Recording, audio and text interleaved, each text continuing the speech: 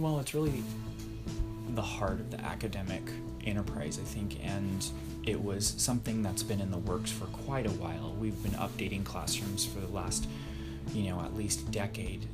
We've been adding classrooms and updating them, and it was really time. The library had been added onto and done small remodels over its entire life, starting off as, administrative building as well in the early days before Thornton Administrative Center. So it had been through a number of those small additions and renovations, and it was just really time to do one entire global remodel. So when we redesigned it, I wanted to open that up, but then I said, you know what, we're not going to have the full height stacks right at the beginning. I want you to be able to walk in, and I want a line of sight all the way to the windows that face the ocean, so you could nearly see the ocean. And so I said, we're going to start off with low stacks and let that draw people in and let them have that experience when they walk into that space, so they get a sense of the volume of it, the expanse of it, and they really get that feeling of openness. Talking with people in the industry, the library conducted numerous questionnaires. They assembled different student leadership groups. They assembled just randomly selected students that frequented the library, and they had sessions where they picked their brain and figured out what really drove students and what were students looking for, what would they look for in library of the future. Students really like to find nooks and crannies, and so just through different conversations, the architects were like, what if we just put a room within the stacks that's kind of something that you happen upon and discover as you're going through the stacks. And so in the beginning we were thinking it would be more hidden among the stacks, but then as we worked through the rest of the design development with the plans, the stacks got fewer and fewer and fewer, just because we wanted to be able to create more space, and finding that the library of the future is less about books and more about students and community and group work and collaboration.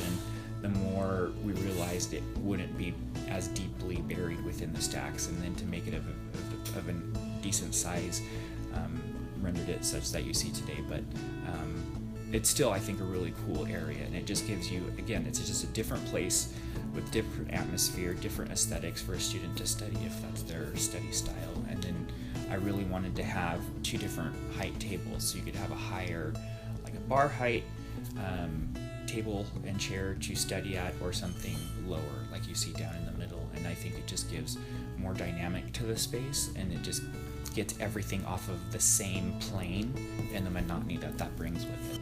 The library, before the renovation, I noticed they had put steady carols at the windows with the ocean view, and I never really understood that because it really blocks the view. I mean, we wanted to capitalize on the all ocean view from those windows, floor to ceiling, high windows, end to end. So what we did is we designed it so that towards the front you had lower furniture, and then as you worked your way to the back you had higher furniture. And then rather than being one continuous space, we wanted to create individual living rooms. So we created 4 living rooms, but without putting up walls or anything, but by doing it through change in flooring, in the ceiling, also in how you used the light fixtures, and arranged the furniture to create those so that it is still one room, but you have this very distinct feeling of individual living rooms for a more intimate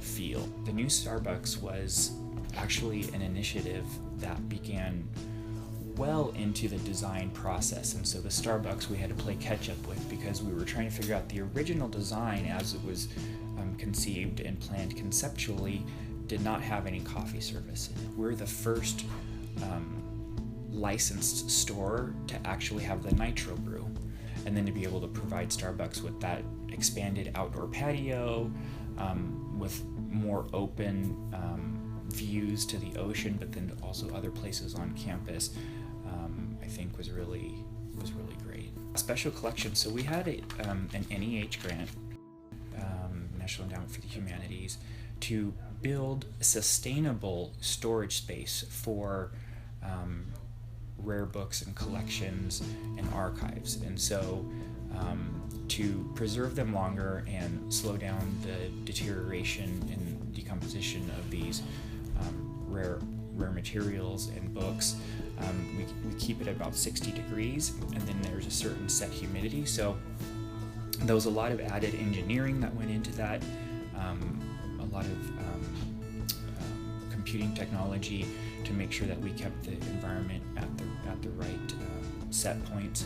But then originally we were thinking, and the experts were telling us, we needed to have two completely separate mechanical systems to maintain that. I took all of the engineers to task, and after 4 or 5 really in-depth meetings, we finally came up with a plan where we're able to utilize the main system that takes care of the building and still achieve those different set parameters for that space, which is savings not only from energy perspective, but then from all of the equipment that has all of the wear and tear and the starting and stopping. And so we were really excited, because that means it's a number of pieces of equipment that we don't have to maintain, service, replace.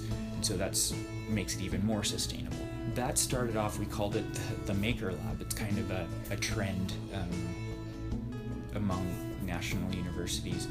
And so when we started down that path, nobody really knew what that was or what would be included in it. But I think Marcus and his team have done a good job in bringing some of that, cutting edge technology to students in a way that they don't just read about it or experience it on a computer, but it's something that they can get hands on and really experience for themselves. It doesn't have to be any one discipline or another. It doesn't have to be computer science majors or anything. So I thought that was really interesting. Some of the interesting technology that we've never done before, and I don't think that anyone else that I know of has done before, is I came up with a way for the fireplaces and the fire pits, because usually even Starbucks, we approach them about using fire pits on the outdoor space, and corporate wouldn't let them just because of the risk. And a lot of operational problems that come with fire pits is, well, who has the key, who's going to light it, who's going to turn it off, so you're not wasting energy, you're not running it in high winds or in risky situations. And so we have the state-of-the-art access control system that we implemented in Payson, one of the first buildings on campus that is not a student residence hall. That is cutting-edge technology in itself, but we applied that to the fireplaces and fire pits, as well as the heaters in the trellis outside of Starbucks, so that the student can put the card up to it and punch in their 4-digit code, and that will activate a 60-minute countdown timer that they can then turn and set, so that in, say, today's a red flag warning because the winds are so high, so there's fire danger. So on days like today, then someone in our office or in DPS, they can log on, and a few clicks of keystrokes on a keyboard, and they can turn off. As far as we've always kind of called them the Juliet balconies from different areas, it was, again, creating a dynamic space where you have the interconnection of both floors. Never before did you have that interconnection between the floors.